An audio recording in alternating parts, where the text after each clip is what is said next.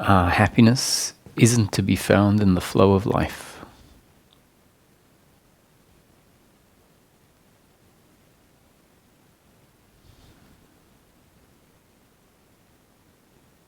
The flow of life is sometimes pleasure and sometimes pain.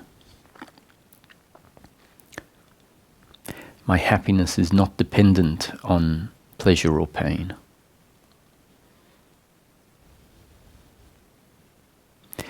My happiness is not dependent on the flow of life.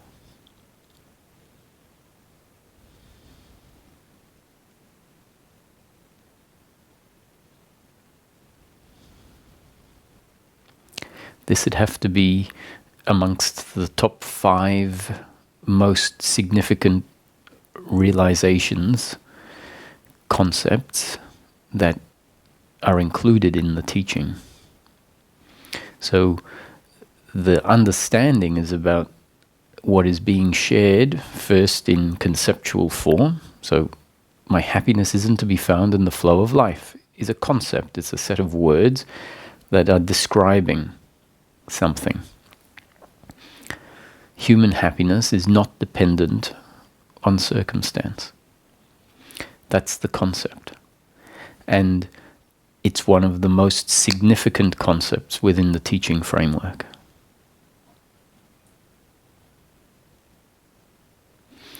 And the understanding is really the concept going deeper and deeper into our system, such that it becomes known, so that there is no doubt in the system. There is no opposing movement in the system. My happiness is not to be found in the flow of life. So an opposing movement in the system would be to find oneself unhappy because of the flow of life. If that's what's happening, then it means the system somewhere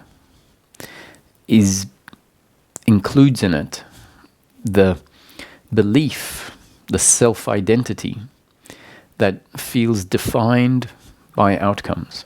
And therefore, when an outcome which is just part of the flow of life, sometimes pleasurable and sometimes painful, when it happens, if there is a resistance and an uncomfortableness in the system, unhappiness, because of the flow of life, because of what someone did, how someone looked at you, what you did, i.e.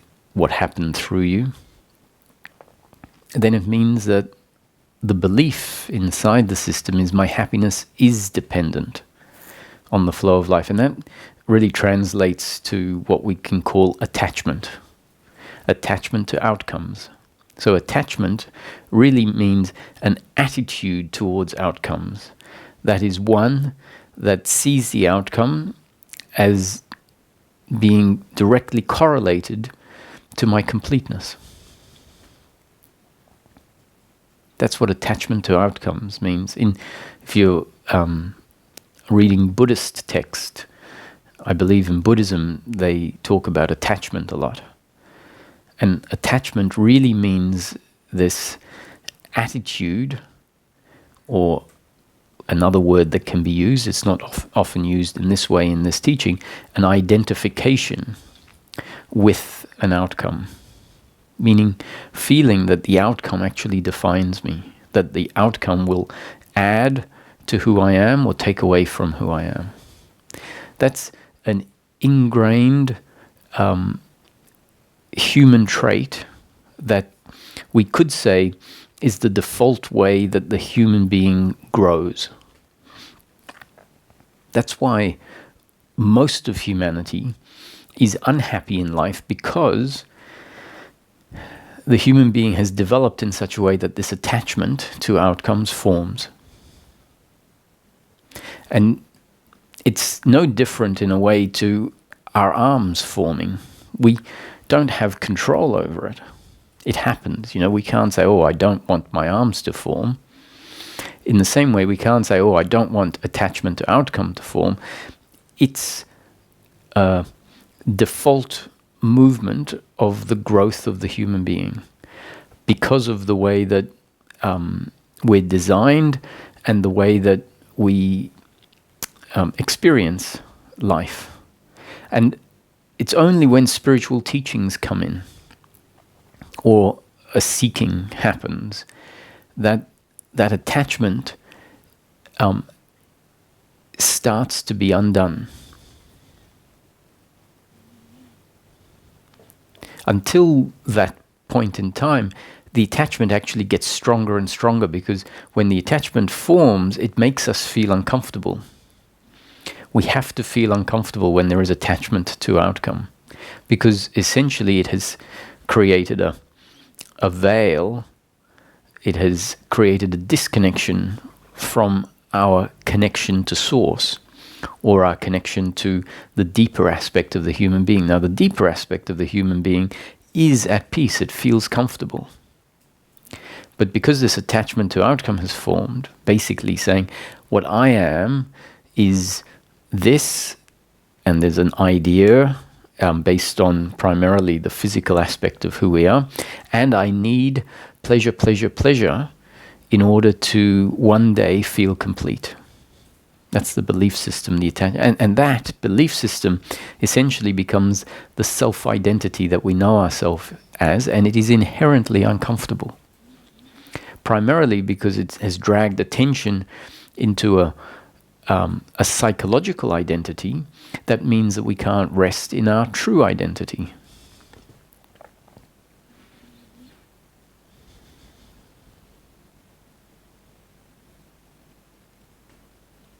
And the movement through life when we know ourselves as that, because of an uncomfortableness, means we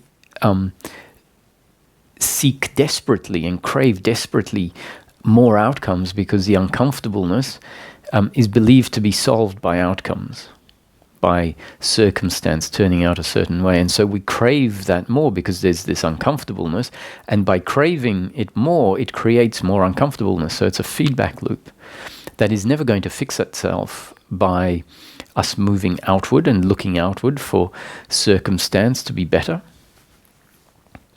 In fact, it makes it worse. And at some point, when our system hears, hey, do you think it could be that you're seeking outward for pleasure, insisting that the people around you act a particular way, are a particular way, that your circumstance be different? Have you ever considered that that might be the problem? It sounds ludicrous, right? That if we drop our insistence on life being better, that life gets better. I don't mean that life gets better circumstantially. It may get worse. It may stay the same. It may, on the other hand, get circumstantially better. But when I say it sounds ludicrous that we drop the idea that our life will get better when circumstance improves, and our life actually gets qualitatively better. Now, the qualitatively better means the suffering, the resistance falls away, because we may not have realized, but that expectation on life, that insistence that what I am is dependent on outcomes, is in fact a resistance to what is. It is a resistance to the flow of life that unfolds, not at all taking our desires or preferences into consideration. It just unfolds. And what unfolds is sometimes going to be in line with our biological preferences or our expectations, if we have them. And sometimes it's not going to be in line with our biological preferences or our expectations, if we have them. Now, if we have expectations, whether it's in line with our expectations or not in line with our expectations, still won't make us happy. We might think, oh, well, if it's in line with my expectation, then I get my expectation and I feel happy. In fact, all that happens is you will receive pleasure, because life is in line with your expectations. The fact it's in line with your expectations doesn't deliver some magic ongoing happiness. So that's where we start to see, wow, these expectations are really pointless. Because at best, if it matches your expectation, you receive the pleasure. And if you have an expectation and it doesn't match your expectation, you're extremely disappointed. And unfortunately, if you have an expectation and your expectation gets matched once in a while, it doesn't deliver happiness because the psychological identity is in place. That is part of the expectation. The psychological identity is created by the expectation, and that psychological identity has to feel uncomfortable. So if our expectation falls away, it means the psychological identity, which in part is that which is always expecting and wanting and judging relative to its expectation that people have high moral standards or are polite all the time or do what we want. That expectation that is always judging people if they don't meet up. So if that's in place, we're going to feel uncomfortable. If it collapses, the uncomfortableness collapses. And then life still continues to unfold, sometimes pleasure and sometimes pain. The expectation has collapsed, so we feel comfortable. If there's pleasure, we get to enjoy it. If there's pain, we have to endure it.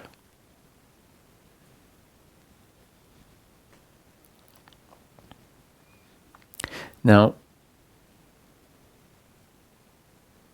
all of this talking is there to deliver the concepts in a way that the intellect can say, I get that intellectually. What that means is you understand what I'm saying. You're not confused about what I'm saying and what it means intellectually. If we're honest, we will say, I understand it intellectually, but I don't know that to be the truth. Or I don't know that to be accurate, if we leave truth out of it. I don't know that to be accurate. And the point is for you to start testing the concept, meaning for your attention to start feeling, taking note, and seeing if the concept is actually accurate. Registering your experience and saying, there is the uncomfortableness because I believe that my happiness is to be found in my husband or my wife or my brother or sister or friend acting a certain way, and they haven't. And I feel uncomfortable. My attitude towards the circumstance is that they cancelled last minute or they were late or they forgot my birthday, or that's the circumstance. And if we see my attitude to the circumstance is an attitude of attachment to outcomes, that says my completeness is dependent on them having remembered my birthday. If we feel that for ourselves, then the working mind that has been equipped with the information can start getting excited, saying, it's true, wow, it's true. So you see, even our suffering, when it arises, if we're looking at it objectively, can become a form of excitement, a reason to be excited. Because we see it and we say, yes, I'm seeing that the statement that attachment to outcome means an attitude towards circumstance, an attitude that clearly within it, when it comes up, demonstrates that there is a psychological identity, a belief system, that feels assaulted and attacked by the circumstance. And it's very important for us to see, it's not the circumstance that is assaulting us, but our attitude to the circumstance. The circumstance is delivering pleasure or pain, no doubt. But I can assure you that pain, when it is not received with the attitude of doership or attachment to outcome, feels very, very different to the experience we have when there is the pain plus the additional load of the uncomfortableness. And hopefully you've all had your own experience or at least have a friend who, when things go wrong, when you don't perform as well as you might like, and you're late, for example, and you're worried about being late because you forgot, and now you're worried about how they'll feel, and you turn up and you say, I'm really sorry. No, don't worry about it. It's really no problem. These things happen. And so you can either have your own experience where, or see a friend who doesn't have this load of uncomfortableness on top of the circumstance.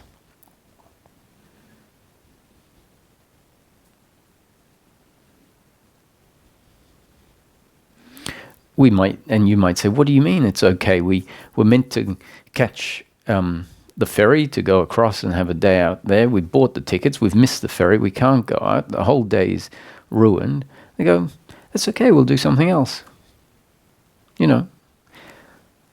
Life doesn't always work out the way we would like. And we can scratch our head, and it's because attachment to outcome has fallen away. An understanding that, it might have been a nice day at, on that island over there that we were going to visit. But it seems like it wasn't destiny for that to be how the day gets spent. And on the flip side, you might know of yourself or another person where a situation like that happens, and no matter what alternative is available, the fact that things didn't turn out the way that it was expected is an issue no matter what.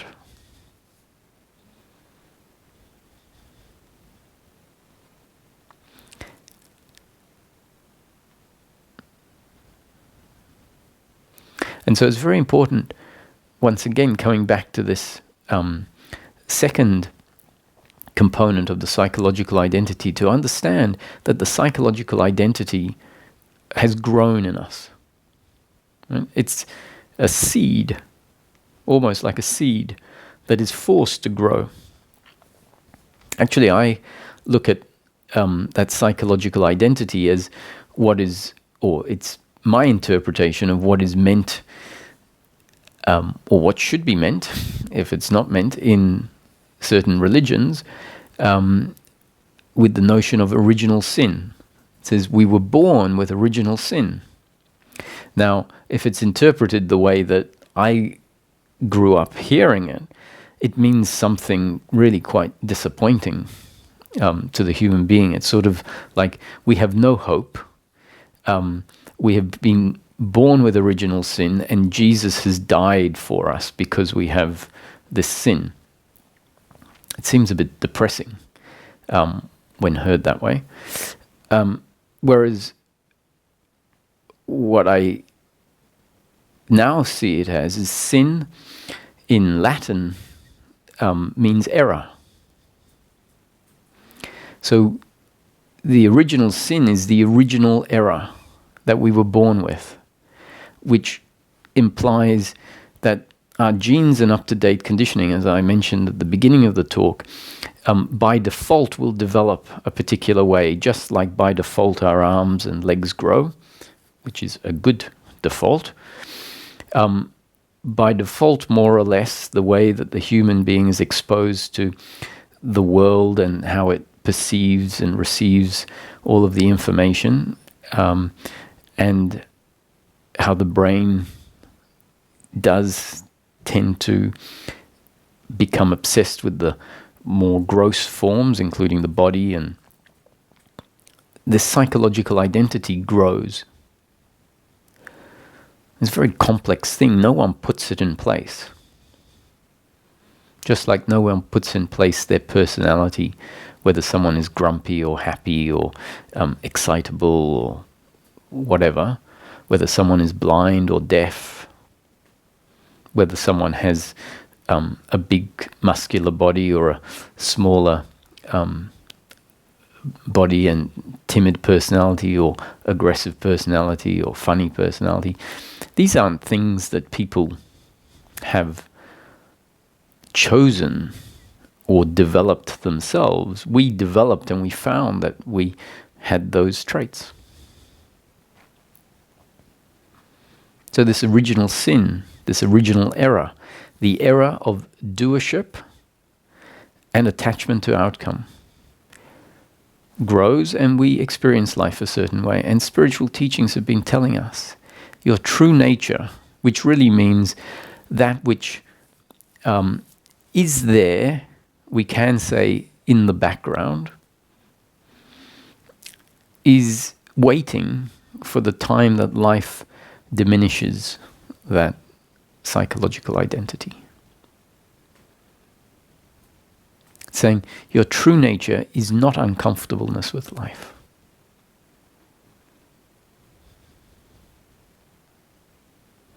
Your true nature knows itself. It experiences itself directly. And because it experiences itself, which just happens to be qualitatively something very unique, something that is already complete, is already self-contenting and self-fulfilling, doesn't need to get that from somewhere else. So that core of who we are, the essence, the true nature, if you want to call it that, doesn't create these benchmarks of how life should be. It doesn't judge the other. That's all the functioning of the thinking mind. So the spiritual teachings are there to remind us, saying, hey, you know that uncomfortableness with life, it's because of this original sin, this original error that grows, that is not an error that you made, but an error that happens. And at some point, life is going to undo it, if it's destiny for that to happen. And so when a person hears that and it resonates, it's an indication that their destiny is such that the first steps of the psychological identity being dissolved have taken place. And the more that we find our destiny being a destiny of being interested in this, listening to the teachings, finding that there is a resonance. There's a lot of people that just simply will hear this and won't resonate with it. In fact, it will make them want to move away. So if that's the case, then you can say, oh, that person's destiny hasn't unfolded in a way that has brought them steps closer to the psychological identity dissolving. Now, I don't mean this particular teaching per se. If someone moves away from this teaching, they may well find another teaching that resonates, so that's fine. I'm talking about someone who's not at all interested in any self-inquiry, any questioning of who we are. And that in itself may be part of their process of eventually getting closer to a destiny that undoes the psychological identity. It just means that the suffering, the seeking outwardly needs to happen a bit longer until the uncomfortableness then turns the seeker or turns the person into a seeker.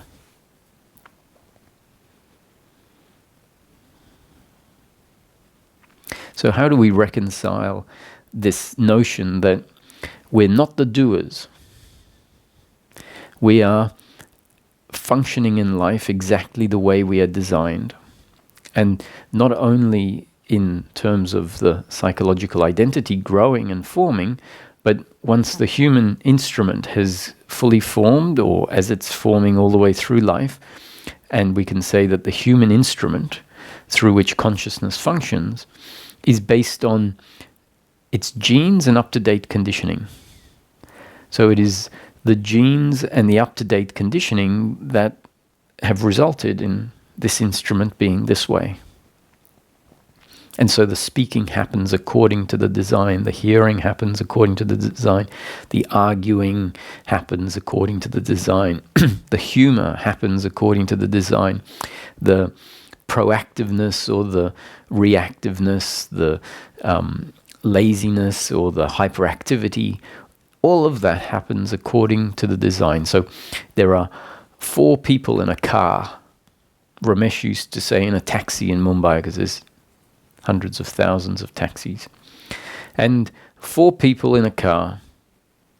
And the car stops at the traffic lights, the taxi, and a bunch of beggars come and swarm the car. And one of the people gets scared.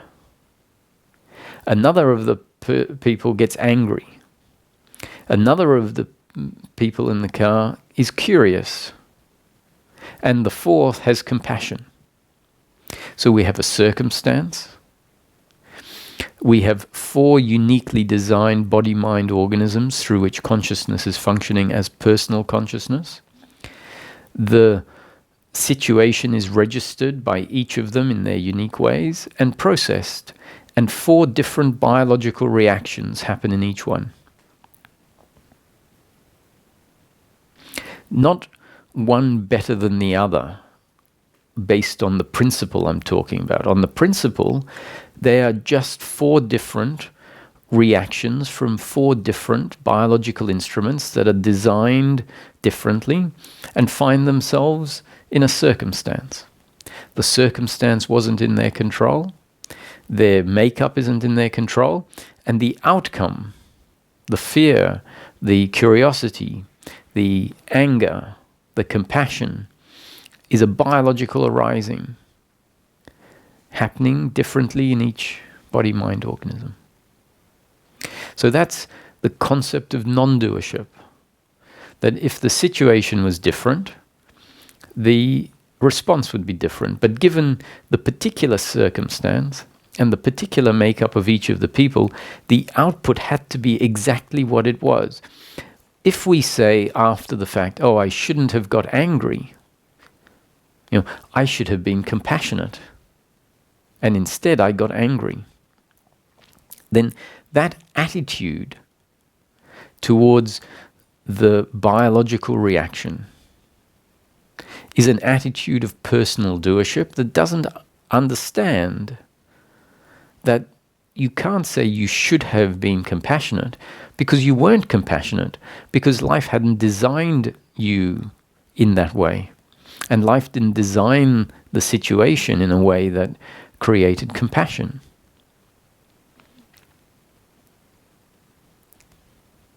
Now we might think, well, I don't want to accept, we shouldn't accept that.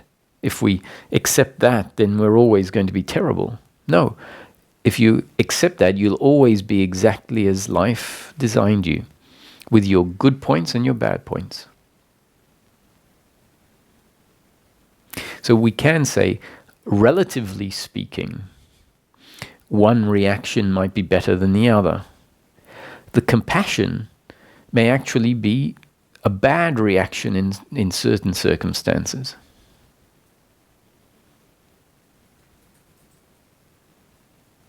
The compassion may be good relative to human kindness. But what's important is to go behind to a lower level and see in principle it's 4 different movements. And when we are relating to life, we need to relate to life as a whole, so not judging each of those movements relative to a specific benchmark, because if we remain judging movements according to specific benchmarks, it means we aren't going to be able to ever see everything that happens as valid. If we judge things relative to specific benchmarks, which is very important for some activities in life, we obviously then have to move to specific benchmarks. But when it comes to human happiness, we need to be able to connect to ourself, which is on a level outside of benchmarks. We connect to ourself on a level where we see life as a whole when it comes to being at peace. So that means that life needs to be assessed according to life as a whole.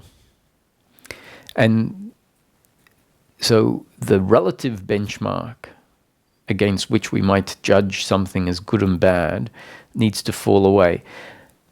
And then we just see whatever is happening on the principle that it's happening according to God's will.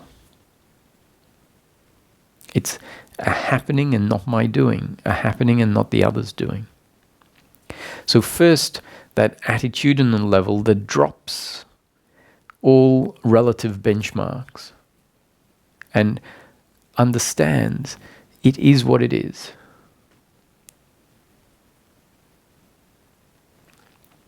Once we've grounded in that, then it's okay to come back and start looking at certain things, certain outputs, and discern them, not judge them, but discern them as good or bad relative to a specific objective. Now, if we're always judging everything relative to a specific objective and not able to connect to the part prior to specific objectives, we won't ever know life as a non-duality. We won't ever know life as being that which contains both ends of the spectrum, of any spectrum: health and disease, wealth and poverty, male and female, hot and cold, good and bad, pleasure and pain.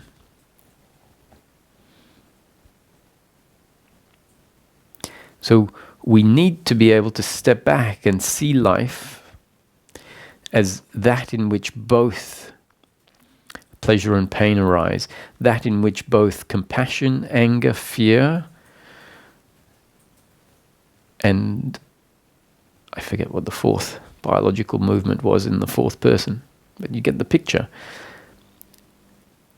You need to take a back seat and see it all happening.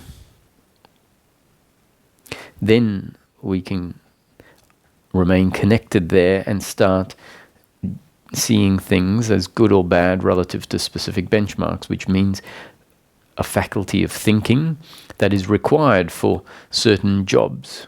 You know, if we're doing something, making an investment or working in the garden, and we see that something isn't that great relative to, you know, saving water, for example, in the garden, we then have to say, oh, that wasn't that great relative to the objectives of saving water, and be able to remain connected and say, but it was an outcome in the flow of life. It was destiny for that to be a bad outcome relative to the objective of saving water. I'm not judging it as invalid, and I'm able to recognize that there might be a better way in the future of doing that. When the psychological identity is in place, it becomes a benchmark of its own, a benchmark of my happiness relative to outcomes, happiness relative to positive outcomes only, and therefore life is either judged as valid or invalid relative to the psychological identity.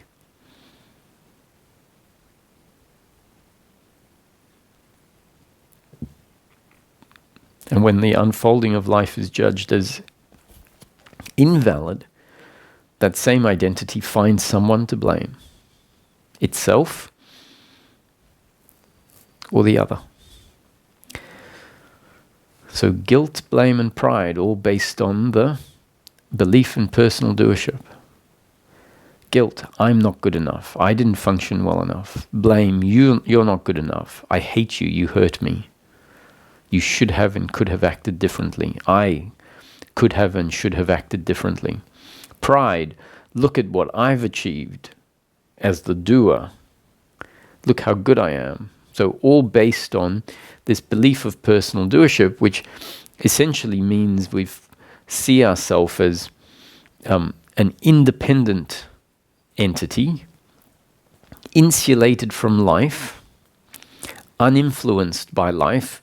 And so then we have this imagination that there is a me doer, a me controller, making everything happen. And the reality is, what we have to come to see ourselves as is always connected to life, always influenced by life. Life is delivering new conditioning moment after moment after moment, and it's hitting us. So my words are new conditioning, and it's hitting you. So you are never disconnected from life. You are never separate or insulated from life. We are completely influenced by life. So any decision that's made, any speaking that happens, any movement that happens is an outcome of our connection from life. And if we can start to see this, we start to see I'm not the doer. I simply cannot be the doer. Life is a happening. Surely speaking is happening, but there's the deep recognition it's happening because of my connection to Source, my connection to life. I am an instrument, I am an expression of life, a unique expression. Everyone is a unique expression of life. Not at all separate or disconnected from life. What happens is we look at the physical and we say, well, I can't see any strings attached to me. I can twirl around really quick and I don't seem connected. I seem like a separate, independent entity. And so that's why the belief in personal doership has formed, because the way that we are registering the experience of who we are from a young age is based on the surface exploration of who we are. And so, as I mentioned yesterday, there is the great gift of the feeling of free will. In each moment, we feel like I can lift this hand up or that hand up, I can stand up, sit down, I can go for a walk, I can go to the bathroom, I can go to the fridge. And the feeling says you are free to do whatever you want. It doesn't feel like I am limited in any way. So that feeling of free will is very different from being the doer. However, when it's in place at a young age, this feeling of free will, coupled with the fact that we don't seem influenced or connected, because the influencing washes over us and it goes undetected. And so we just form and we think that we must be doing the forming because I'm doing everything else, it seems. That's what the feeling says. And so then the belief in personal doership sinks in and becomes this psychological identity. So we're forced to have this psychological identity because the way we grow is not perceivable to us. Our intellect hasn't been equipped with the concepts to see this about ourselves. I hope there's people out there going, wow, I'm not separate from life. I feel separate, sure. I can feel myself not connected. But when we start looking at the subtleties of the fact that the biological instrument grows and is intimately connected, there is really no separation between, on the most subtle level, the air and the arm. There is no gap. Where does one start and the other end? And even if you go more subtle than the air down to molecules, we'll find that it's one big soup. And that applies to consciousness. If we see it as an appearance all in consciousness, we see there is really no separation. There is just the appearance of consciousness forming in taking different shapes. So it creates the appearance of many. And it's the same with energy or molecules. They appear to take different form, but actually when we dive in, we find that there is just one big soup of energy. And so it requires the intellect to be equipped with a concept that then allows the seeing of life to be different. So the seeing is not completely, it's not just an intellectual seeing. So if we just closed our eyes and heard the information and never applied what is being said to our direct experience, we wouldn't really be able to see life differently. We'd be just turning it over as a concept in our head, and at best we would develop the concept more and more where we actually believe we know it because the concept has got more and more full. But as we start applying it, we start to realize that what I thought was separation is not.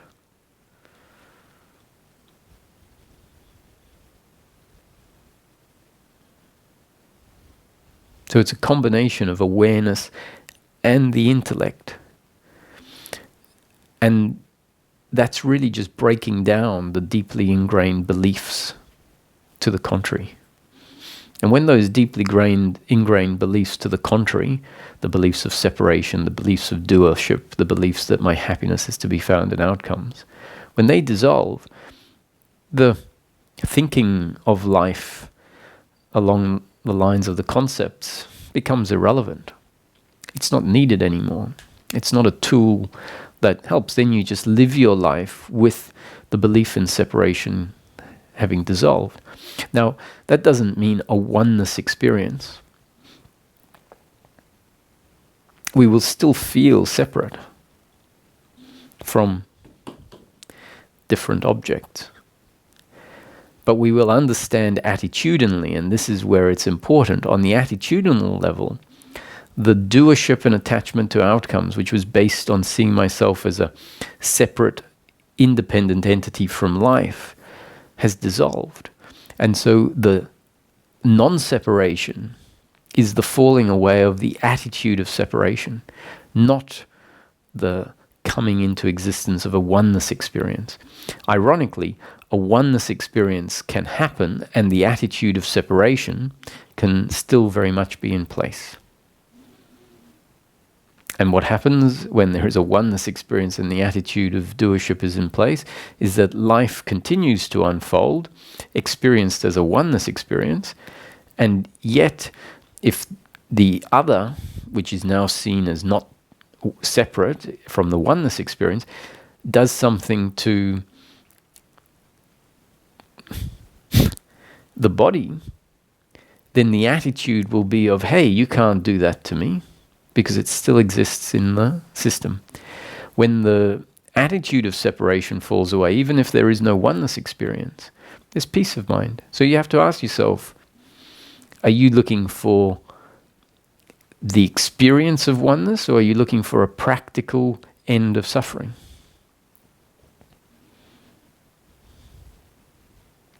So that's why at the very beginning of the teaching, we say, ask yourself, it's a very important question, in practical terms, what is this seeking all about?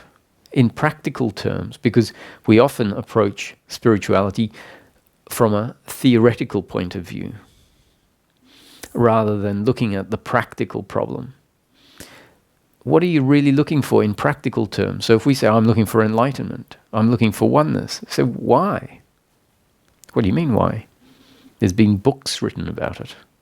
It must be important. In fact, it's said that enlightenment is the highest quest, let's say. So I'm looking for enlightenment. I said, what will enlightenment give you that you didn't have before? What will it do practically speaking? Oh, I don't know. That's not important. I just know that it's a big thing, this enlightenment. So if that's our seeking, where we don't really know what we're seeking, or if we have the wrong idea about liberation or enlightenment, then it means that our working mind, our intellect, hasn't got a very targeted path to follow. And that might mean that some of the important aspects, like the attitude of doership and attachment to outcome, are overlooked. Many profound experiences could be happening, and the very important linchpins on which suffering arise are overlooked. Now, the reason they get overlooked is because originally the teachings that talk about oneness would have been focusing on undoing those deeply ingrained beliefs when the time was right. As we are pointed to a onenessness of life through a different path which can create oneness experiences, surely certain implications will happen when life is seen as one. Certain belief systems will have to collapse.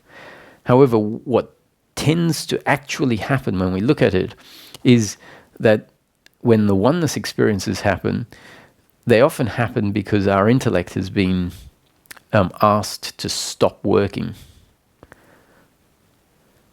And so that can create a oneness experience. And then the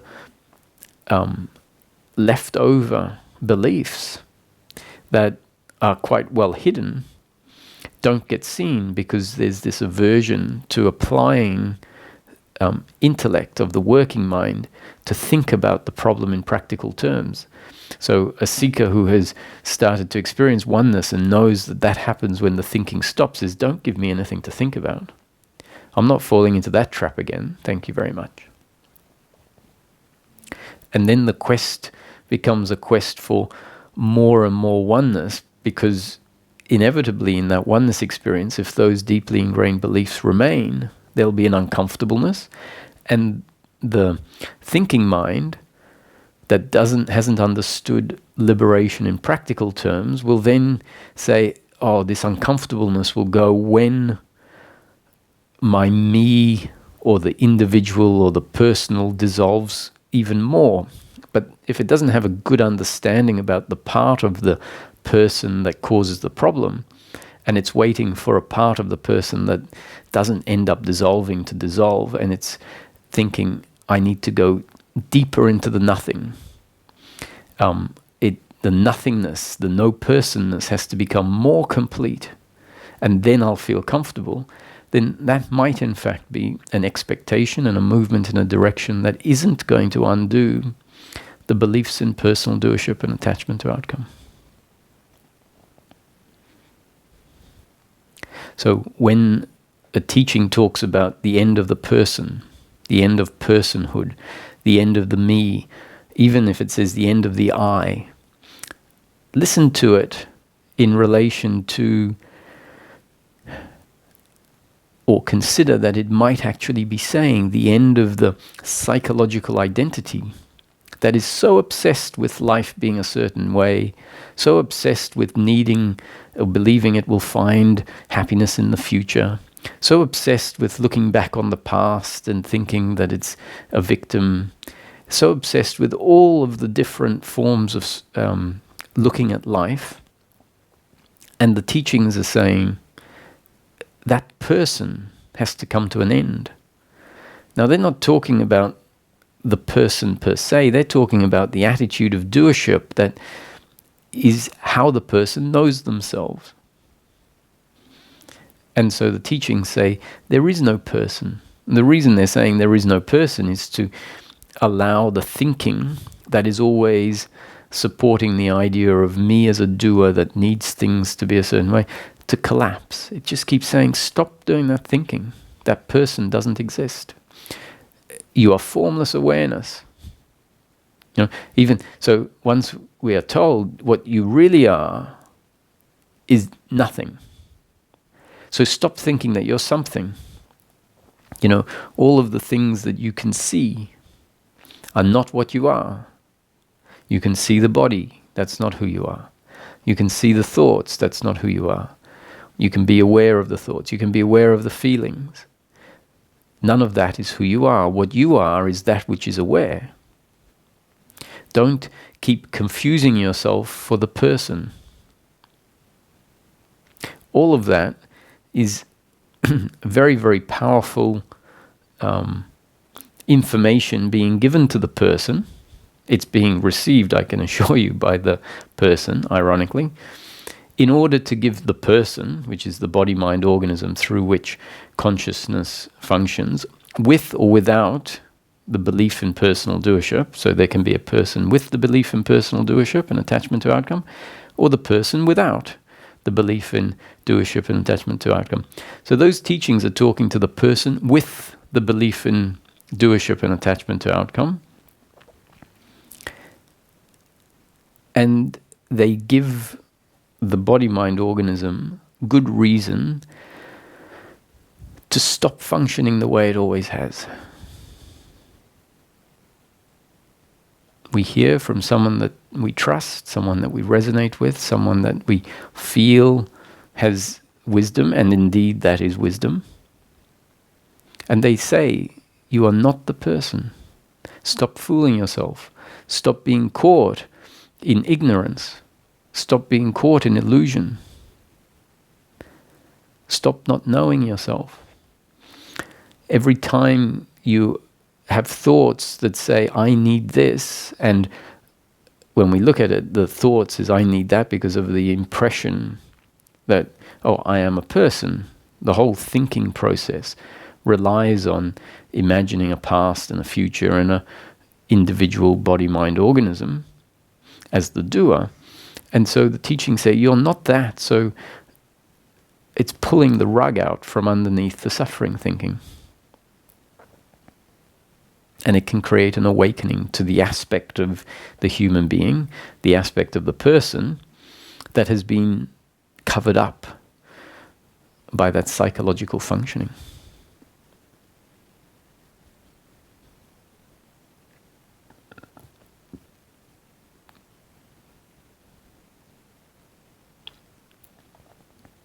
So by asking yourself, what am I looking for in practical terms? We get the potential as a seeker to find our seeking is very focused.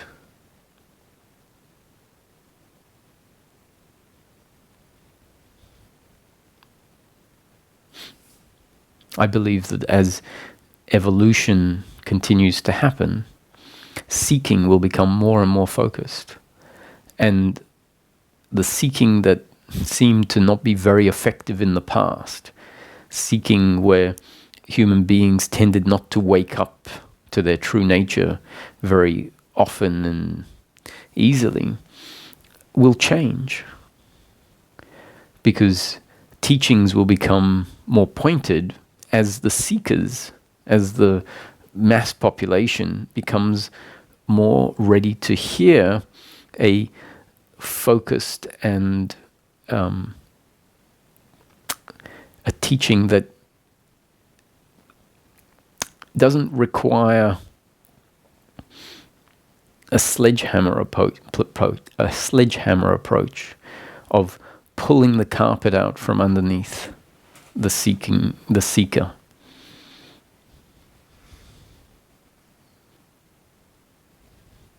But for as long as life is the way it is,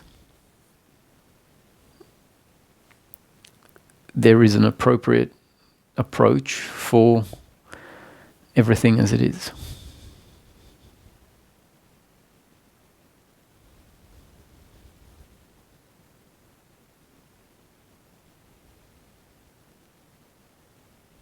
So, in summary, peace of mind, the end of suffering, is your true nature.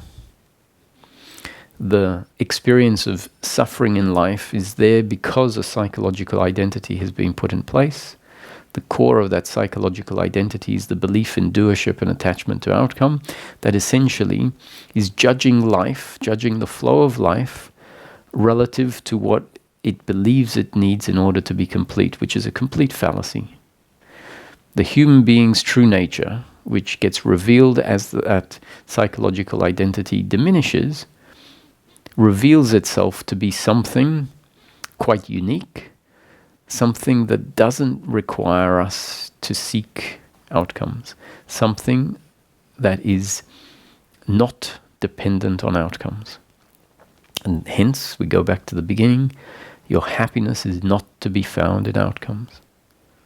So if you find yourself in these days feeling like the circumstance is what is causing your unhappiness, that's one, very understandable, but hopefully a thought arises and says, my happiness isn't to be found in outcomes, which means my unhappiness is not caused by outcomes. So if we find ourselves unhappy and thinking it's because of outcomes, remember, it's because of our attitude. So on that note, I'll open it up for some questions.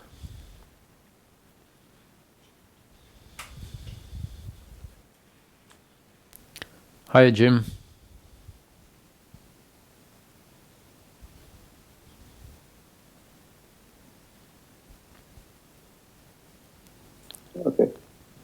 Okay. Now, hi, Jim. You're coming through now. That's a hard one, because I don't know. It just seems like as I got older, I become more cemented and solid, and I don't have any. I used to be drawn to things to hold me.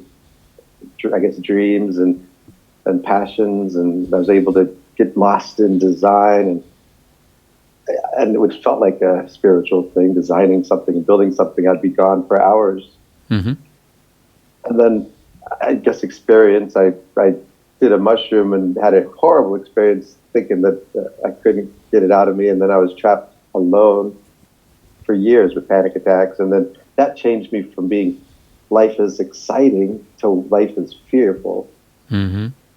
And everything I tried, I did alcohol, of course, for happiness, and I did sex, and then I did searching, and I burnt through it all. I burnt through everything, travel, and now it's like so like nothing feels like I don't really want to do anything. And so, well, the last 10 years I've been saying I just want health and happiness, because I feng shuied once a long time ago, and I got exactly what I wanted. And I'd rather that it was, I realized, don't be specific if you want, because I'd rather it be open and be surprised by the universe. But I still find myself, I kind of get it in pieces every so often, that I shouldn't be, just let life unfold, and it's much more better that way. Mm-hmm. But it sure does. Yeah, situations like this recently, I work for a big, huge airline, and that's destroyed. But this month, there's so many intricate little details. I did one thing, and I lost $2,000 in pay this month. And I was like, oh, my God. So that's something that scared me, and I have to do something about it. But then I sort of eased into it, and I just said, okay, well, I'll just try to pick up more trips and work it out.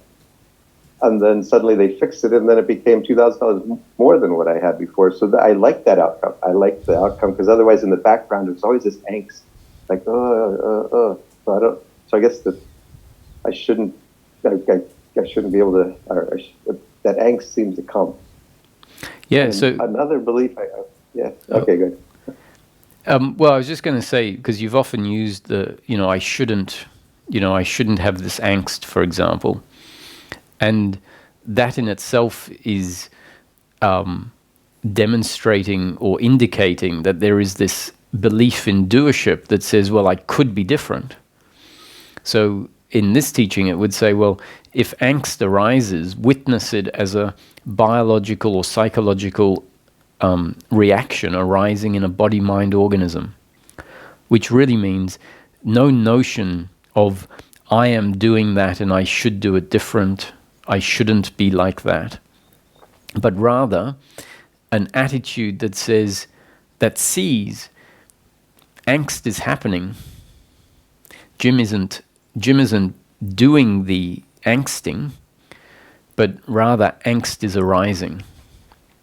And this isn't just about being pedantic with words. It needs to be something that makes sense.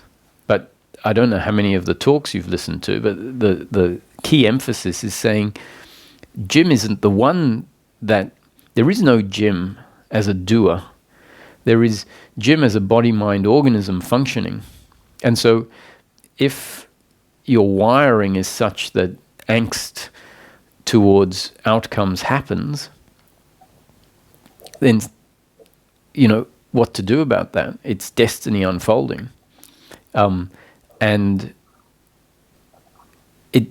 if you can see the angst, which isn't also, having said that, I'm not saying you should be able to do the witnessing, but if the concept hits in, if the concept clicks, then your genes and up-to-date conditioning will include the realization, Jim isn't doing the angst. The angst is happening, and that witnessing is essentially a non-involvement in the angst, right? Just allowing it to be there.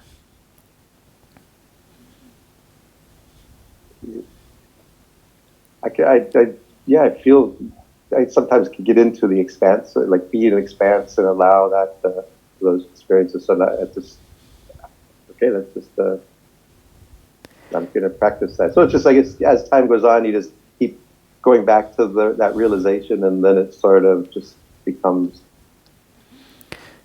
you don't be attached to the outside world to get happiness. Yeah, that's it's a progression, it's a movement, and you don't know when when enough seeing or enough contemplating has happened, but it's happening, and at some point you will notice, oh look, the situation is like that, and angst isn't arising. So it isn't the fact whether angst stopping arising is not something that you do, but it's the system changes, and then it doesn't arise anymore. And so this witnessing is intrinsic to that change, because the angst includes a lot of attachment. That's what angst is. It's being attached to the negative situation. And so if we find ourselves not attached to the angst, which in itself is, almost like an object, then the non-attachment is starting to set in. And eventually the non-attachment will penetrate down to the level of the angst, and there'll be, so this witnessing on the level of the angst, and that means no more angst, because angst is the absence of witnessing. Angst is the involvement. So that's why the attitude of witnessing needs to start on the outside, and the more that you find the external, or the witnessing of the involvement, for example, like the angst, and just let it be, and then see it fall away when it falls away.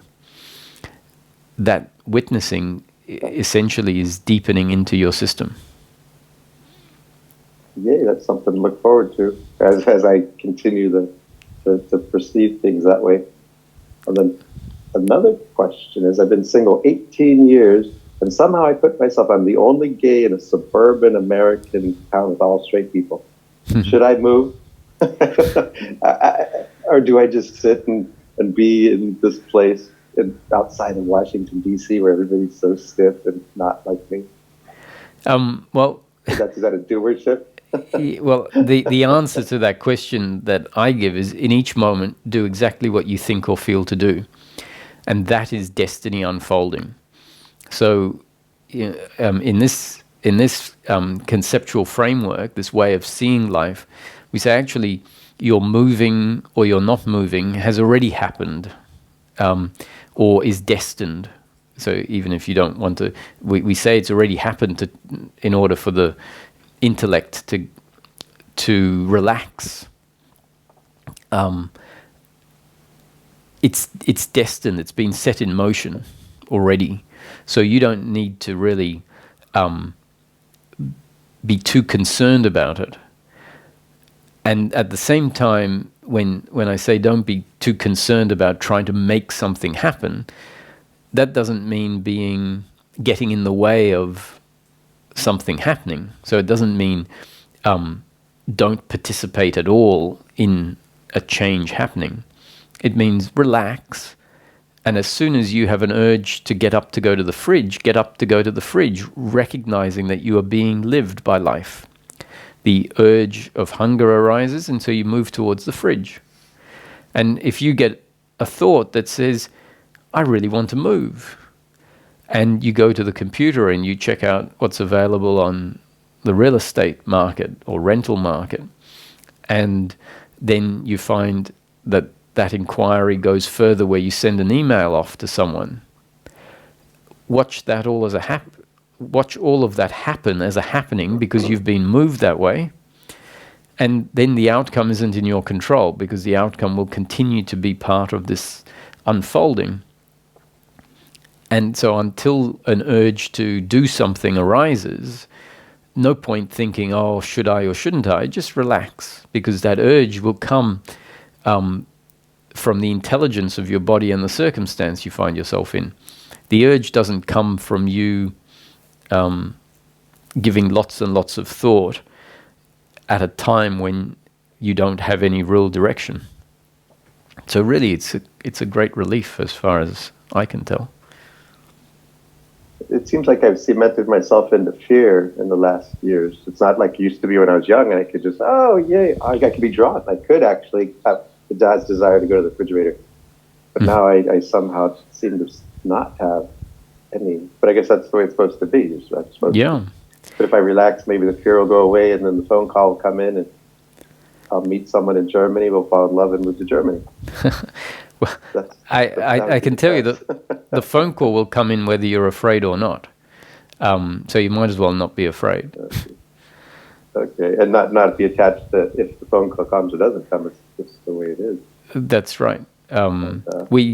If we're attached to finding a partner, thinking that our happiness is in that, then relaxing is less likely to happen, because we'll essentially be saying my completeness, my happiness, which really means my life depends on some level. That's what the implication is. My life depends on that happening. So how can you relax when your life depends on something that hasn't happened yet? So that attachment really means I'm in a flight or fight or freeze mode because it's a life or death situation. So once we realize this and we say, actually, my happiness isn't dependent on that. The body internally might be saying, yes, it is, but if a part of us starts to realize it's not, that our happiness isn't dependent on that, then that starts creating the capacity to relax, to feel like relaxing doesn't mean that I'm being disrespectful to myself. Relaxing doesn't mean that I'm putting myself in danger. So we really do need to realize if we have this deeply ingrained attachment to a relationship. Otherwise, if we don't see that and we're trying to relax while at the same time reinforcing the idea that my happiness is to be found in a relationship, the two movements are not in alignment with each other. And so we don't find that anything really changes. So don't relax to get into a relationship. Just relax. That's it. Oh yeah, if you're doing this as like some strategy, where, oh yeah, I relax and then I'll get what I want, that's not relaxing. That's trying to trick God. Yeah. Okay. What about sleep? I have a belief that if I don't sleep enough, I usually wake up really feeling shitty. Mm-hmm. I go to bed feeling good, and then I wake up feeling shitty. And then its shittiness lasts about 5, 10, 6 hours, and I start feeling good. Do we have to have sleep, or how do you get... I used to sleep like solid 9 hours, and then I got old. I'm a big advocate of sleep. I think sleep is a hugely important part for human health, but at the same time, we can't dictate how much we sleep. So, if you're preventing yourself from sleeping lots, then I would say no need to prevent yourself from sleeping. I think 8 or 9 hours sleep is great to rejuvenate the body.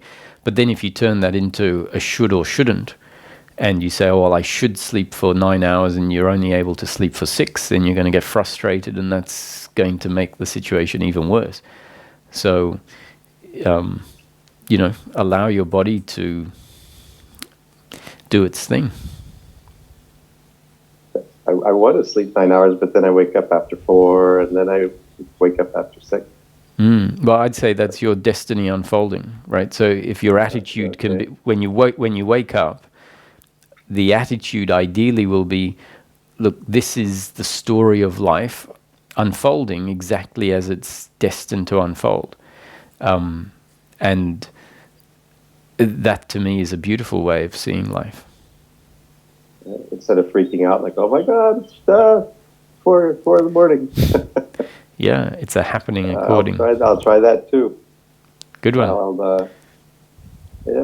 Let go, let God. I got to keep remembering that over and over and over again. It's a nice AA saying, let go, let God. Yeah. All right. Good one. Thank you, Jim. Thank you. Thank you.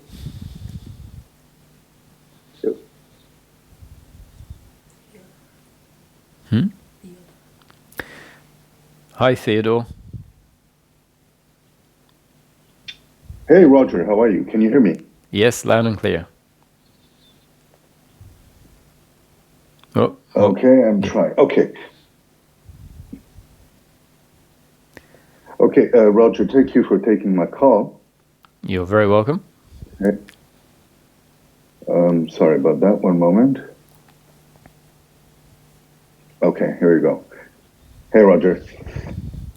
Okay, Roger. So when I was, I was listening to you, you were saying during your when you were talking, you were saying, why do we seek enlightenment, or why do we seek liberation? Mm-hmm. What is the end goal we're all seeking?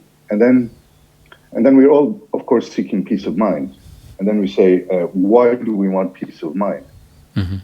And then we find that we all want to be happy. Mm-hmm. And we want to get rid of this feeling of suffering and uneasiness. Mm-hmm. So my question is, when personal doership falls away, who will be there to benefit from this peace of mind? I mean, what is the... Well, I understand. I understand the question. Sorry. So the reason that that's included in teachings, that there is no one there to benefit from this, is because they're talking about the one that used to be attached to outcomes. And that identity that was attached to outcomes has dissolved. And so they say that identity isn't there anymore to benefit.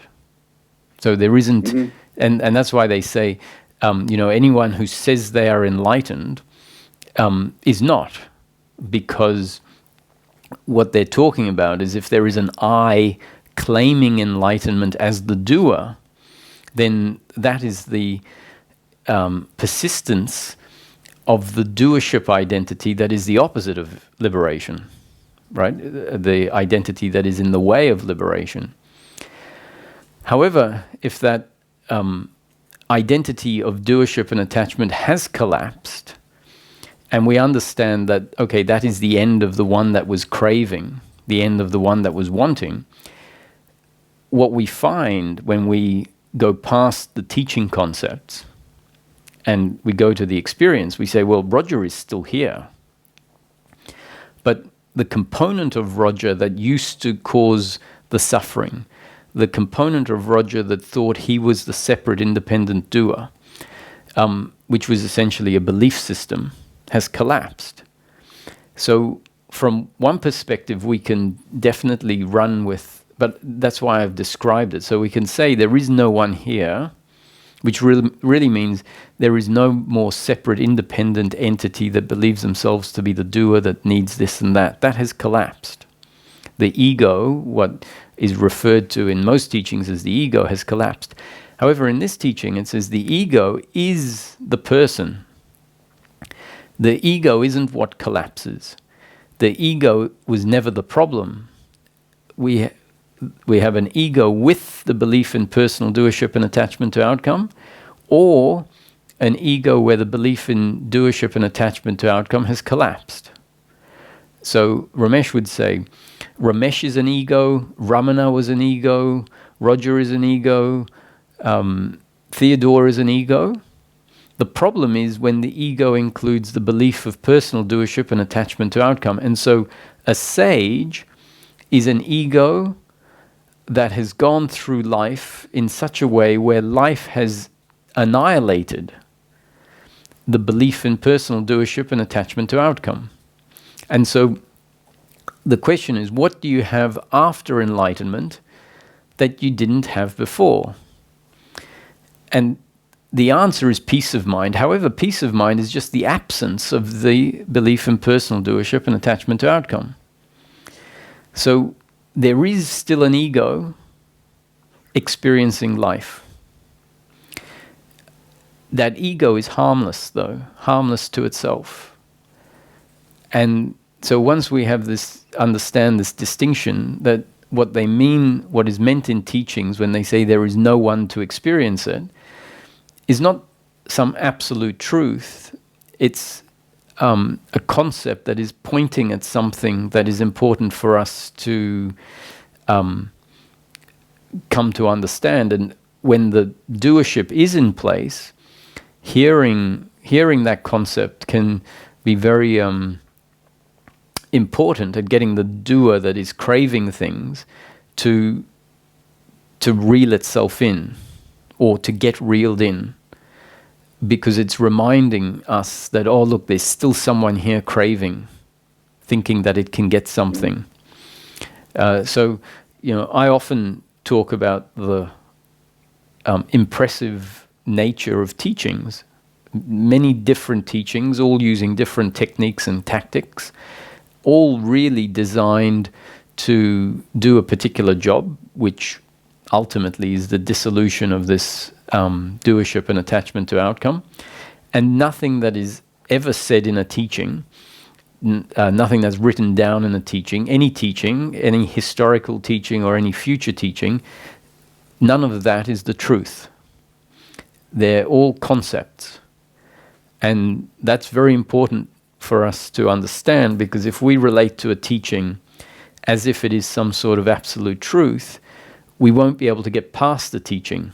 And all teachings need us to get past them, to drop the teachings. And so I'm answering your question from my experience, where the teachings to me are not really what I will give my answers from, but rather from one's own experience. And then the words are just describing one's own experience. And it's still Roger's experience.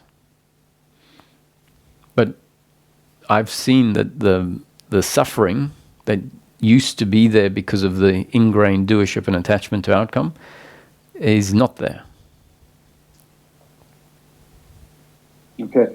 Have you, Roger, when with your experience, have you ever felt like some sort of a fatalistic or fatalism in, like, how do you avoid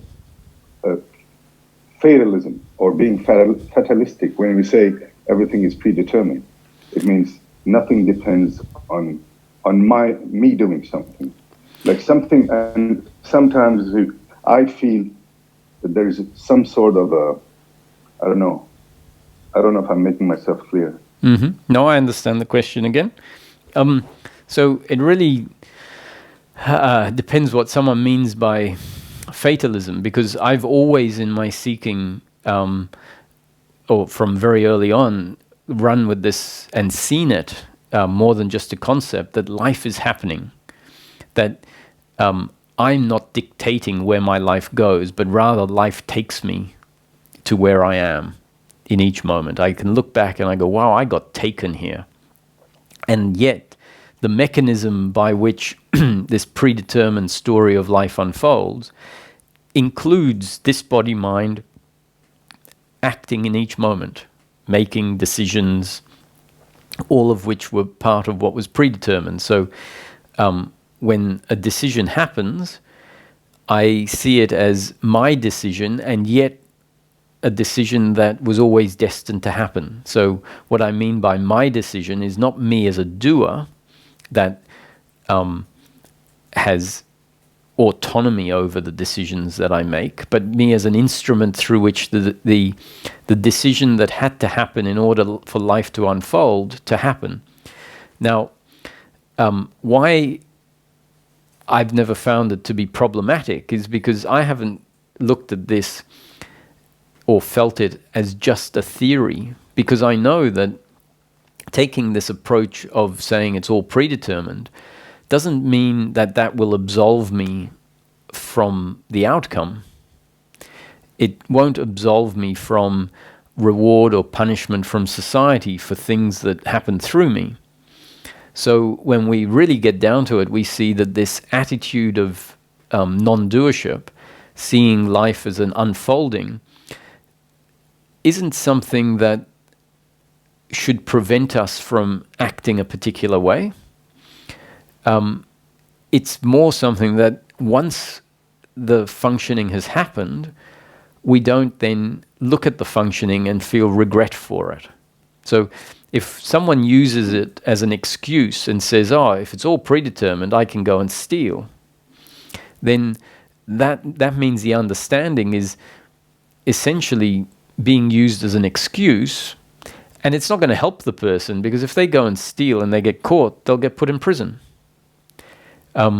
So where it really kicks in is if it prevents us from worrying about things that we have no control over, if it prevents us from looking back in the past and regretting and feeling shame and feeling terrible about things that happened in the past, and it prevents us from looking into the future and having expectations about the future. And all of that is the attitudinal level. At the same time as having that attitude, the body's biological makeup still exists. And so when the doorbell rings, the body gets up and answers the door. And so this attitude of non-doership doesn't interfere with the body functioning. So I think if people have an issue with the notion we're not the doers, it's because they're hearing the concept and then imagining what that means is if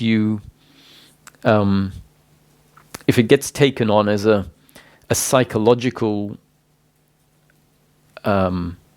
belief, essentially. Because if it gets taken on as a psychological belief, it may actually get in the way of your biological functioning. Whereas if it's really understood, what it does is it dissolves your psychological functioning, allows the biological function to continue, and we function more efficiently than we have in the past, and yet then there's no suffering added on top of how life unfolds.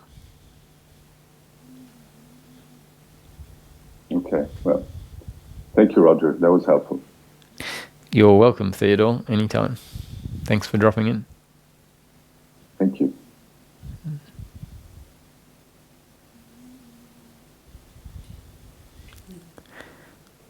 Hello, Lee.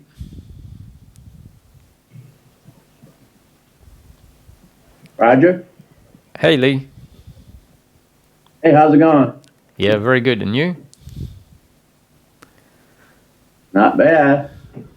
Great. Hey, I like what you said about the psychological entity basically being a belief system. Mm-hmm. That kind of, I mean, I've heard you say that before, but it kind of separated a little bit, you know, the idea of who I am. And then it's just basically a belief system is operating all this suffering and ideas about the suffering and the you know, lack of peace and all that. But the question I had, it was about the talk you had yesterday. Okay, yeah. And you said something, and I've heard you say this before, and I've heard other teachings say this, about how there's no time and space. Right. And also that this can be a dream. And I think I know the answer to this question, but I wanted to ask you to get verification, is that what is the relevance that there's no time and space to the, whole idea of suffering and, yeah, okay. seeking peace? Yeah, I get it. So, because if someone says, oh, you said there was no time and space, I sort of scratch my head and I go, really? I said that? But I remember I did yesterday because I was sort of bringing in the juxtaposition of introducing how an experience in a night dream can appear, because it's an experience in consciousness, the consciousness of the one sleeping, and when from within the dream, there's no question that the dream character feels the dream world as completely real, right? The dream character feels the table as real and feels the ocean as real. And within the dream, there is the experience of time and space. So the dream character might remember having been at work the day before, or remember, what he said to someone 2 minutes ago in the dream. So the appearance in a dream of time and space is undeniable. So that, when we look at the night dream, if we remember the way it's constructed, we'd say, wow, that experience, that appearance seemed so real, and within it, time and space seemed so real. Yet when we see that the dream collapses, and suddenly there is no space and there is no dream character, and so there was never any time or space really, it was just an appearance in the creation of the dream, or in the dream creation, should I say, then we can say, wow, time and space feel really real, and yet they're not. And so then I said, well, spiritual teachings have been suggesting that life is a dream, that the night dream and the daydream, or rather the night dream and the waking state, are really arising within the same consciousness. One collapses, the waking state collapses, and it's replaced by a dream state. Now, the common way that we know our experience is that the waking state is an experience outside of us, and then when we go to sleep, a dream is an experience inside of us. But if we think about it beyond how it appears, we'll realize that the experience we have of the waking state is actually an experience inside the mind that the dream at night happens in. It's just that we remember the dream once we wake up. So it's the human in this world that is looking at the dream as if it was inside me. But from when we're in the night dream, it's exactly the same as this, as the waking state. And so the teachings have always told us that life is an experience in consciousness. A dream is an experience in consciousness. They're not different. And yet we ordinarily look at them as very different.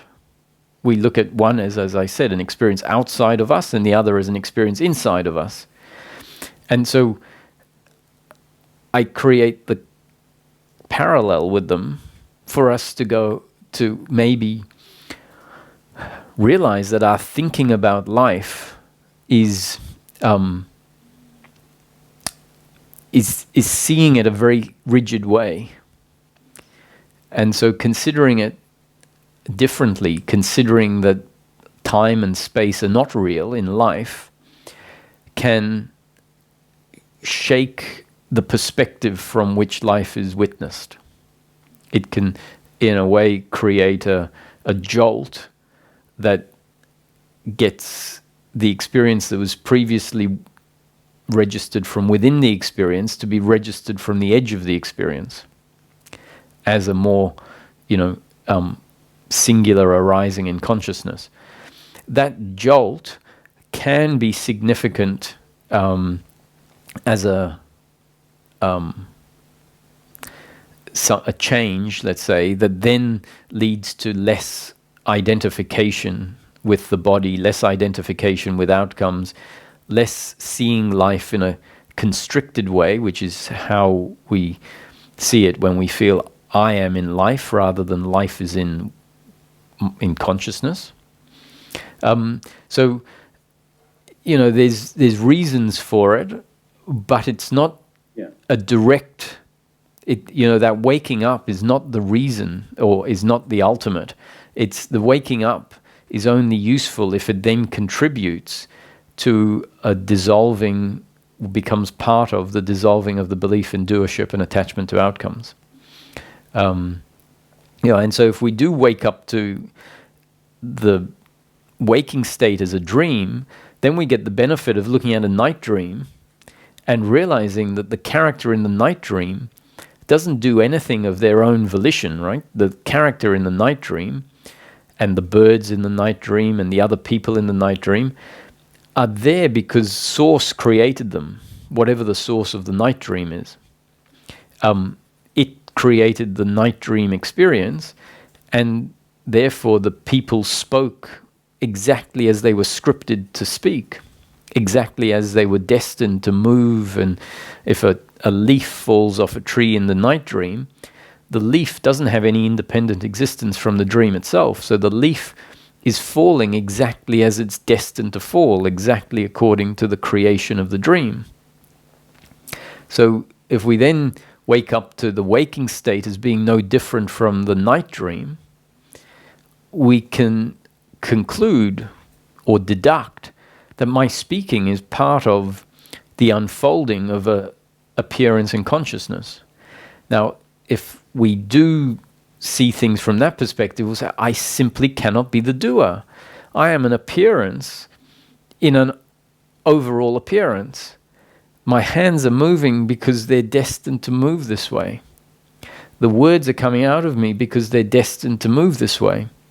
And so that realization is a realization that says the other is moving exactly the way they're destined to move, which means the end of personal doership and hopefully a connection as a result to a part of ourselves that can sit back and witness life happening. Now, the doership and attachment to outcome doesn't have to be undone through that particular realization. It can get undone by us realizing life is happening through a different realization of different mechanics. The fact that I don't need to say this is a dream. Even when I wake up to it as a dream, I can't be sure it's a dream. I can be sure that life is an appearance in a consciousness. That's undoubtable. But I could say that that's an appearance in the consciousness of a person that actually has an objective existence. And yet that person is a result of its genes and up-to-date conditioning. So they're just two radically different ways of seeing life, both of which undermine the belief in personal doership and attachment to outcome. They make Right, so basically it's a tool to have us look at it differently, which can shake up the current way we're seeing things, like seeing it as an outside world. Mm-hmm. So also that what I think that might have happened when I've heard that so many times is I may have picked up that up as a new belief. Mm-hmm. There's no time and space and this is all a dream. And, it can seem like a dream if you really think about it exactly how you said it, because, just the day, living day life is exactly like a dream because it's all coming from inside or whatnot. But another thing that I was thinking was that looking at that way, since it's so different than the way we used to look at it, kind of gets us to realize that we don't know Yes. what it is, like you said, because we don't know for sure whether it's a dream or it's real, or whatever, whatever you call it. And what that can do is the not knowing itself is kind of like a powerful tool to undo this personal me suffering thing. So that's what I thought was one of the main reasons that I've heard that before, but I guess it's for both reasons, that for seeing it differently, shaking things up, and then for also not really knowing. Absolutely. If you come to the, even just holding it as a possibility, is this a dream? So even where you don't have some sort of qualitative shift that says, oh my God, it's a dream, which let me tell you, when you have that qualitative shift and we say it's a dream, we're making a mistake, because that shift seems like it proves it's a dream, but really it's just proving that it's an arising in consciousness. The question is, whose consciousness or what consciousness? And it could very much be the consciousness of the person that is an objectively real person, and in an objectively real world, which means it may not be a dream, even when we have that awakening that seems to tell us it's a dream. What it's telling us is the human experience is an arising in consciousness. And that we can conclude even if we don't have a shift, just by understanding how the external stimuli come into the system, get processed, and appear in consciousness. Or the brain throws them onto the mind, throws the image onto the mind. So there's many ways of seeing life radically different. And even if we don't get proof it's a dream, just the very fact that we find ourselves open to it does exactly what you said. It's like, oh my God, I don't know if this is real or not. Now that is very powerful for us to really, because I've been saying it for a long time, we believe our thinking, and our thinking is so relative. We have to realize there has to be an awakening moment where we go, I don't know anything, right? And then that I don't know anything could go, and here I am trying to get myself out of suffering, i.e. the same identity that thought it knew stuff about life, is trying to find solutions. And so that I don't know can be such a surrenderer. It's like, how am I supposed to get myself out of suffering if I don't even know if this is real or not? and that might sound like terrible news. I don't know, but in fact, I do know is the problem. That's the cause. That's the root of the psychological identity. So the irony is that this realization, but it has to be a realization that just hits you in a moment where it just occurs to you, I don't know if this is real or not, or I don't know if it's a dream or not, or I don't know anything about so many things that I thought I had a clue about. And you put yourself next to someone that knows a whole lot more, and you realize that we're clueless. Yeah. Yeah. It's so, like you said, it's ironic because, the psychological entity always wants to know and figure things out, but the not knowing is the relief that it thinks it's seeking, I guess. But, just these teachings, the more you listen to it, the more you realize you don't know, and the more I go in and out of that not knowing. So you verified and answered my question. So thank you. So yeah, that's all I have for today. Thanks, Lee. I'll see you another time. I will add something to, so not necessarily to Lee, but in general, is the seeing it as a dream. If we consider that the waking state and the dream state are the same, what it can trigger, and what needs to happen is not to think about that, because it's very easy to get lost in imagining how the waking state and the dream state are similar. And if we're imagining, you might as well close your eyes, right? Because you're in your head. And this awakening requires you to be present, right? Really present, like not thinking about, but seeing life as an arising in consciousness. So if you can, if you use a night dream as the example, it's like, wow, the whole dream is arising inside of me, not outside of me, in the night dream. And it feels so real. And the spiritual teachings have been reminding us, life is a dream, life is an illusion, life is not what it seems, life is an arising in consciousness, life is a non-duality, not a duality. So we know life is a duality from the perspective of the body that sees everything outside of itself. When we look at the night dream, we see a night dream is a non-duality. It is a single arising, spontaneous arising, as an appearance in consciousness, made of consciousness, witnessed by consciousness, not separate from consciousness. It is one. A singular experience where consciousness turns into the experience. And the whole experience is happening in consciousness, witnessed by consciousness. And no one is the doer. There is no separate me and the other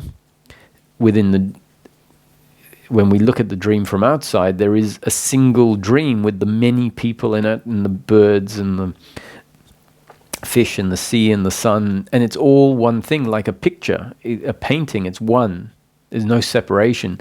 And the night dream is a three-dimensional, multi-sensory, thought, emotive experience that creates the impression within it of time and space and many, and it's within the dream. From inside the dream, it's a duality. Within the dream, there is the experience of a person and other people. And so within the dream, it's a duality. From outside the dream, we see it's a non-duality. And life is exactly the same. Life is a non-duality where everything is really just part of life. There is no separation. There is just life. And then we see life is taking shape in a way that creates the appearance or the sense of many. And that's the integration, where we get to hold the paradox of life as being a non-dual duality, i.e. a dual experience that by default is a singular experience. All experience is singular because it all arises within consciousness and is not separate from consciousness, and nothing is outside of the experience. So everything in life is contained in the experience and not separate from the experience, made of the experience. That is the non-duality. That is an awakening we can have, or a seeing. And then an integration is, oh yes, but I have to live the rest of my life as this character in the dream, as if it's real. Maybe it is real, because a dream doesn't, when you wake up to it, it doesn't make the table any less solid. It doesn't make your body any less susceptible to cuts and bruises. And waking up to the dream doesn't mean that you know yourself independent of the body. If someone hammers your knee, it hurts. If they hammer the tree, you don't feel it. So at some point we go, oh, it's a dream, but it's a dream designed, if I'm not really saying it's absolutely a dream, but if we awaken to the oneness of life, say, yes, but the oneness is designed in order for me to continue to live my life as this person, doing in each moment whatever I'm destined to do next, living life as if cause and effect is real, as if time is real, because that's the experience. Life continues to unfold according to cause and effect. We continue to need to turn the switch on to get the light up. We do something, and then there is a consequence. We think, and then we act. Everything continues to unfold undeniably according to laws of cause and effect, consistently so. And if we fail to see that, because we keep saying cause and effect are not real, time is not real, we're lost. We haven't seen the truth at all, because the truth includes the non-dual duality, the time and space and the person and the pleasure and the pain continue after liberation. So if liberation is seeing things truly, if separateness on an experiential level was the error, then that would fall away. If time and space was not was the error, if causality was the error, then that would cease to be how life functions. And you can just look at the liberated people in history, and they continue to have to experience life from the perspective of a single body that is in pain if it has cancer, is in pain if it gets tortured. So that doesn't change. They continue to put their water on the fire to heat it up or turn the kettle on, because they can't bypass the causality of life. What has happened is their identification with life only being causal, which creates the seeing of things separately without the capacity to see it as a part of a greater whole. That has fallen away. So the attachment to one side of the coin has fallen away. And then both sides get to present themselves simultaneously. So I think we have time for one more question. Thank you. Oh, you're still there. Thank you, Lee.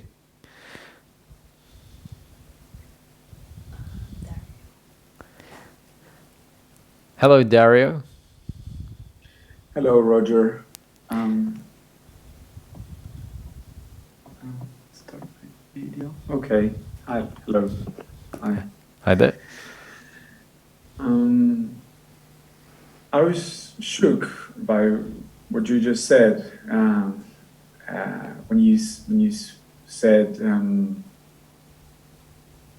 "How could I end suffering if I don't know? I don't know anything about. I don't know if this is real." I could feel that hit me like my question. A big part of that question was being asked by the part of me that wants to sort this out. Sure. Yeah, it was a hit. A lot of despair kicked in. Mm. Yeah.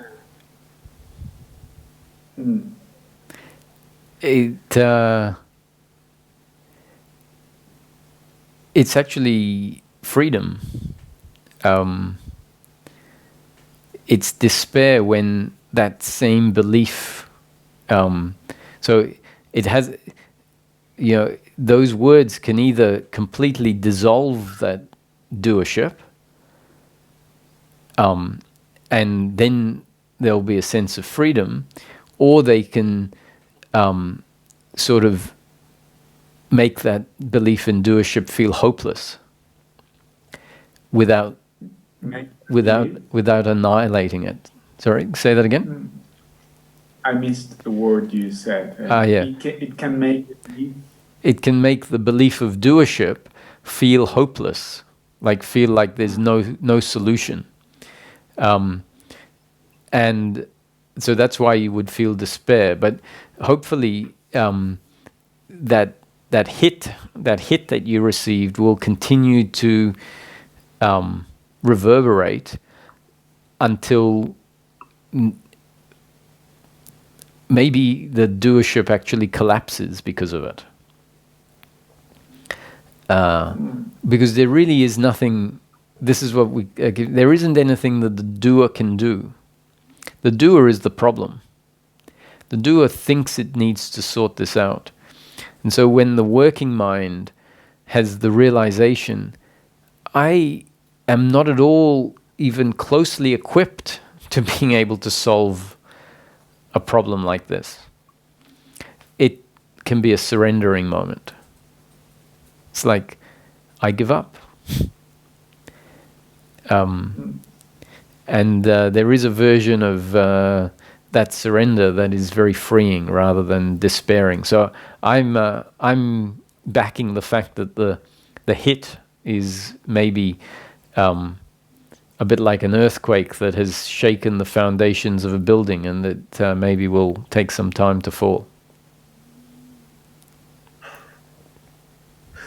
Yeah.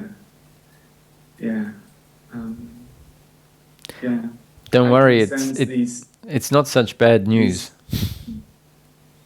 No, I know. Yeah, I know, but I don't feel it. I feel terror. Yeah. Mm-hmm. What if I just relax? It's terrifying. Yeah.